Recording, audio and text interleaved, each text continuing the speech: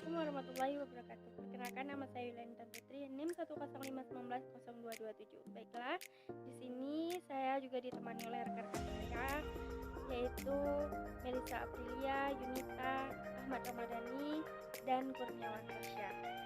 Kami di sini akan membahas tentang fungsi-fungsi kelembagaan nasional. Jika nanti ada yang kurang paham atau yang kurang dimengerti, boleh ditanyakan di forum diskusinya nanti.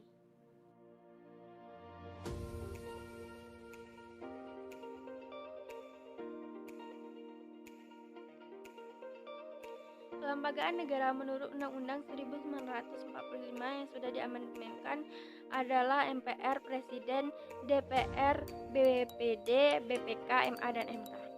Lembaga-lembaga negara ini dapat disebut juga lembaga negara tinggi. Dengan demikian, tidak ada lagi lembaga tertinggi negara seperti yang tercantum di dalam Undang-Undang Dasar 1945 yang sebelum amandemen. Baiklah, kami akan menjelaskan ketujuh lembaga tersebut. Yang pertama yaitu MPR. MPR merupakan lembaga tinggi yang memiliki peran penting, dan MPR juga lembaga legislatif bikameral yang merupakan lembaga tinggi di suatu sistem ketatanegaraan Indonesia. Adapun fungsi MPR yang pertama yaitu MPR sebagai lembaga perwakilan rakyat menguasai jalannya pemerintahan. Yang kedua yaitu fungsi pertama dari lembaga pemerintahan MPR. Yang pertama adalah untuk mengawasi jalannya pemerintahan yang dilakukan oleh pemegang kekuasaan eksekutif, yang dalam hal ini adalah Presiden. Fungsi ini dilakukan tidak lain dan juga tidak bukan adalah untuk mengawasi kinerja Presiden dan juga mengawasi segala bentuk kebijakan dan juga peraturan yang dibuat oleh Presiden. Dengan adanya fungsi pengawasan ini, maka MPR mampu untuk mencegah terjadinya penyalahgunaan kekuasaan yang dimiliki oleh Presiden yang berpotensi untuk merugikan rakyat. Hal ini juga membantu agar kegiatan kekuasaan legislatif yang dimiliki oleh Presiden tidak dilaksanakan secara sewenang-wenang. Yang ketiga yaitu sebagai pemegang kekuasaan legislatif. Fungsi berikutnya dari MPR menurut Undang-Undang 1945 adalah sebagai pemegang kekuasaan legislatif. Hal ini berarti MPR memiliki fungsi untuk membuat dan juga menyusun undang-undang yang dapat menyuarakan suara rakyat sehingga dapat munculnya suatu peraturan perundang-undangan baru yang dapat mengayomi kebutuhan seluruh masyarakat Indonesia secara luas dan umum. Baiklah, saya Melisa Aprilia akan melanjutkan materi yang selanjutnya. Presiden mempunyai peranan yang sangat penting di suatu negara, dan Presiden mempunyai tanggung jawab besar terhadap negara dan rakyatnya. Presiden adalah suatu pemimpin di suatu negara yang mempunyai tugas dan wewenang yang sangat tinggi. Presiden termasuk pada lembaga eksekutif. Adapun fungsi Presiden yang pertama menjalankan undang-undang. Fungsi Presiden yang pertama kali yaitu menjalankan undang-undang, yang mana di dalam UUD 1945 yang memberikan wewenang dan tugas kepada Presiden untuk membuat peraturan-peraturan pemerintah sesuai dengan UUD 1945. Dalam pasal 5 ayat 2, undang-undang ini berfungsi untuk mengatur jalannya pemerintahan. Yang kedua, mengatur.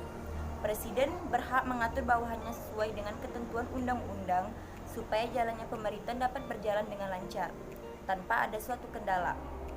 Yang ketiga, administrasi.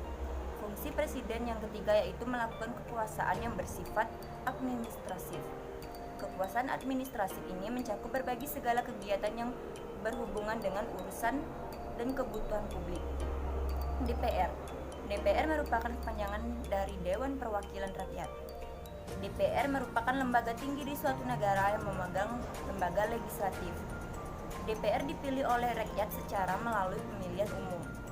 Susunan Dewan Perwakilan Rakyat diatur oleh sebuah undang-undang dan bersidang sedikitnya 1 kali 1 tahun.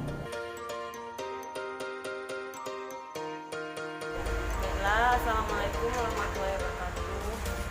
Perkenalkan, nama saya Mita. Saya akan melanjutkan materi yang selanjutnya yang akan akan menjelaskan masalah fungsi legislasi. Fungsi legislasi yaitu terbagi menjadi 6. Yang pertama, menyusun program legislasi nasional. Yang kedua, menyusun dan membahas rancangan undang-undang atau RUU. Dan ketiga, menerima RUU yang diajukan oleh DPD.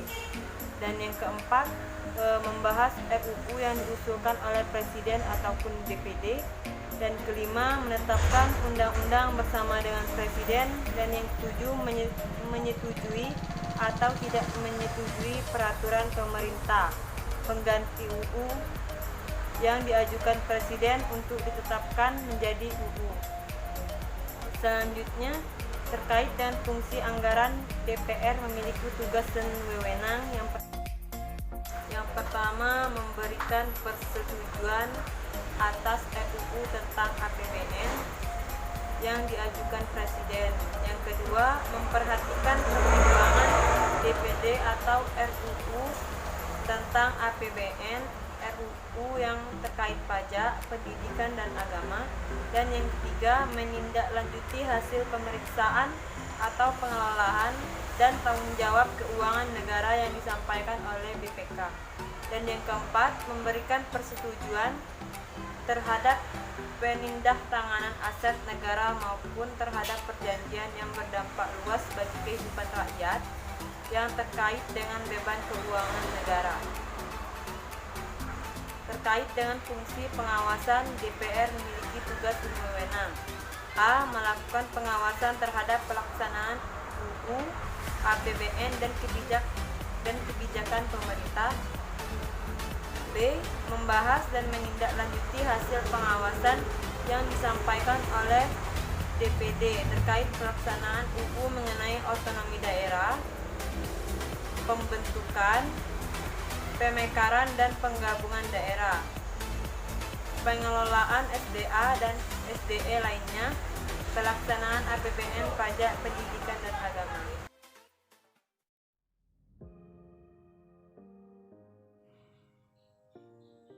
Assalamualaikum warahmatullahi wabarakatuh.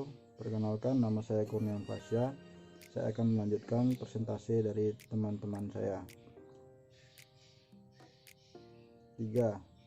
DPD atau Dewan Perwakilan Daerah. Sebelum 2004 disebut Putusan Daerah. Lembaga ini adalah lembaga tinggi negara dalam sistem ketatanegaraan Indonesia yang anggotanya merupakan perwakilan dari setiap provinsi yang dipilih melalui pemilihan umum. 4. BPK, Badan Pemeriksa Keuangan Republik Indonesia, disingkat sebagai BPK-RI, dulu disingkat sebagai BEPEKA. Lembaga ini adalah lembaga negara dalam sistem ketatanegaraan Indonesia yang memiliki wewenang memeriksa pengelolaan dan tanggung jawab keuangan negara. 5. Mahkamah Agung Republik Indonesia atau MARI adalah lembaga tinggi negara dalam sistem ketatanegaraan Indonesia yang merupakan pemegang kekuasaan kehakiman bersama-sama dengan Mahkamah Konstitusi dan bebas dari pengaruh cabang-cabang kekuasaan lainnya. 6. MK, Mahkamah Konstitusi Republik Indonesia atau MKRI, adalah lembaga tinggi.